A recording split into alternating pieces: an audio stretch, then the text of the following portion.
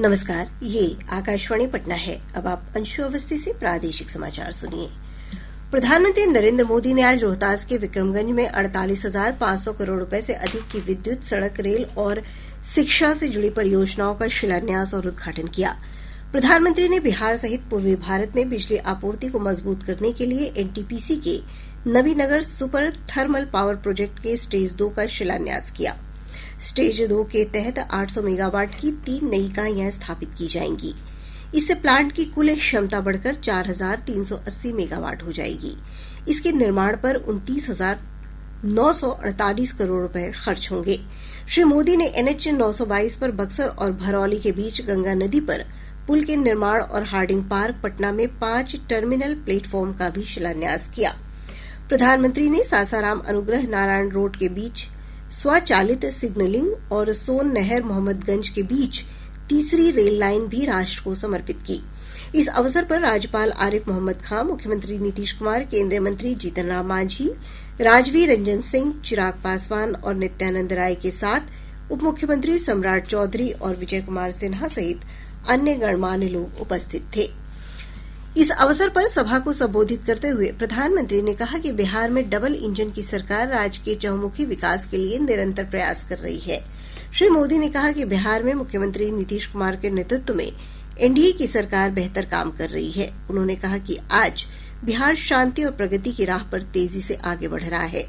इस अवसर पर मुख्यमंत्री नीतीश कुमार ने प्रधानमंत्री के बिहार आगमन पर धन्यवाद प्रकट करते हुए कहा कि राज्य के तेज विकास में केंद्र सरकार की ओर से हर संभव मदद उपलब्ध कराई जा रही है। प्रधानमंत्री नरेंद्र मोदी ने कहा है कि आतंकवाद के खिलाफ भारत की लड़ाई अडिग है और कभी नहीं रुकेगी। उन्होंने कहा कि आतंकवाद का खतरा सीमा पार से हो या देश के भीतर, उसे कुचलने के लिए हम कृत संकल्प हैं। श्री मोदी ने आज रोहतास के विक्रमगंज में कहा कि पाकिस्तान और दुनिया ने ऑपरेशन सिंदूर के दौरान सेना के अभूतपूर्व साहस और पराक्रम को देख लिया है। श्री मोदी ने सारण जिले के बीएसएफ के सब इंस्पेक्टर शहीद मोहम्मद इम्तियाज के सर्वोच्च बलिदान को आदरपूर्वक श्रद्धांजलि अर्पित की। उन्होंने कहा कि दुश्मन को समझना चाहिए कि ये हमारे तरकश का केवल एक तीर है। प्रधानमंत्री ने कहा कि आतंकवाद हो या नक्सलवाद, देश के दुश्मनों से तेजी से निर्णायक रूप से निपटा जाएगा। प्रादेशिक समाचार आप आकाशवाणी पटना से सुन रहे हैं। संयुक्त राष्ट्र में उप महासचिव जीन पियरे लेक्रोइक्स ने शांति स्थापित करने वाले अभियानों में भारत की महत्वपूर्ण भूमिका की सराहना की है। उन्होंने कहा कि भारत का योगदान सैन्य तैनाती से आगे जाकर अंतर्राष्ट्रीय शांति और सुरक्षा को बढ़ावा देने के लिए आवश्यक है। जीन पियरे ने कहा कि भारत न केवल सैन्य बल और पुलिस की तैनाती के माध्यम से महत्वपूर्ण योगदान देता है, बल्कि शांति सैनिकों के खिलाफ अपराध करने वालों को भी न्याय के कटघरे में लाता है।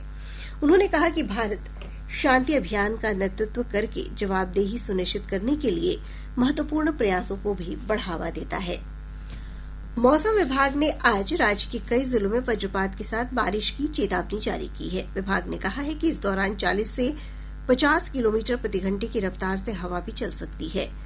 वहीं राज्य के दक्षिणी जिलों में उमस भरी गर्मी की स्थिति बनी रहने की संभावना है। इधर विभाग ने गया, कैमूर और औरंगाबाद जिले के कुछ भागों में अगले 2 से 3 घंटों के दौरान वज्रपात के साथ बारिश का येलो अलर्ट जारी किया है।